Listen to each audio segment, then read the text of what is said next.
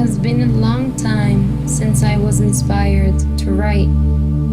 For all of you who don't know, writing has been a big part of me, and it's very enriching to say, "Hi old friend, I missed you so much." But let's skip the introduction and get straight to the point, shall we? From now on, I will speak for myself and only for myself.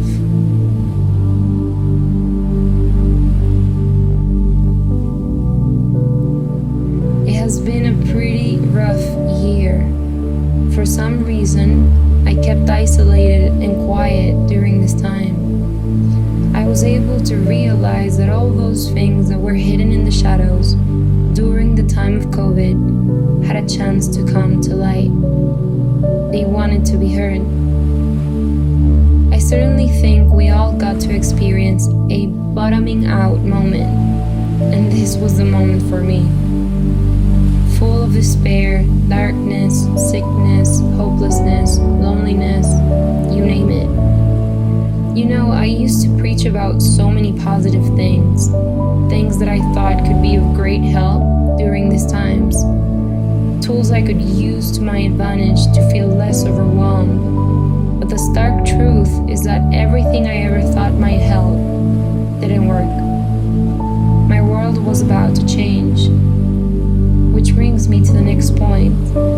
I'm sure you've heard the following quote: "Everything happens for a reason," haven't you?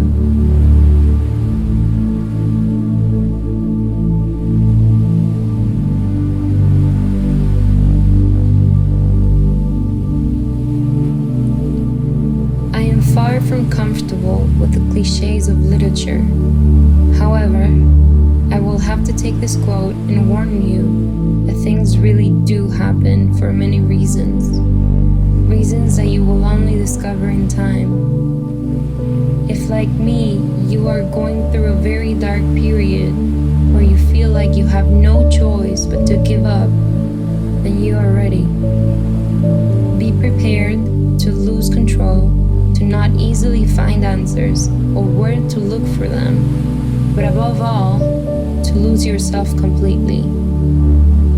Pain, suffering, anxiety, depression, any emotion that overshadows your ability to live happily certainly sucks. And let me tell you that fear, the underlying background of all the aforementioned emotions, is an incredibly interesting feeling. One that we tend to constantly underestimate. In my personal experience, fear made me believe that I was preparing to die. It broke me, it divided me. Believe me, I know what it's like to be on the edge. But no matter how much pain you're going through, do not stop seeking for help and never be ashamed for it. I think during these times of COVID, mental health should be a critical issue and constantly talked about. Governments have perished by making the necessary tools available to their people, and many doctors have done their job but have not helped. Big difference. You may wonder if I am completely healed now. The truth is that I am not. But I understand that everything I had to go through was for a cause.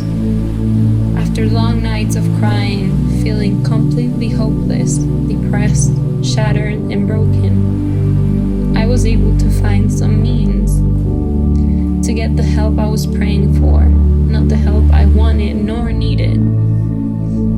I would love to say I'm not scared anymore. The reality is that I still am. And life constantly tests me to overcome this enormous fear. All our experiences are meant to teach us to be the light, to be the way, and the easy will never be an option here. I will conclude this letter by saying that I have realized that we are here on earth like rivers.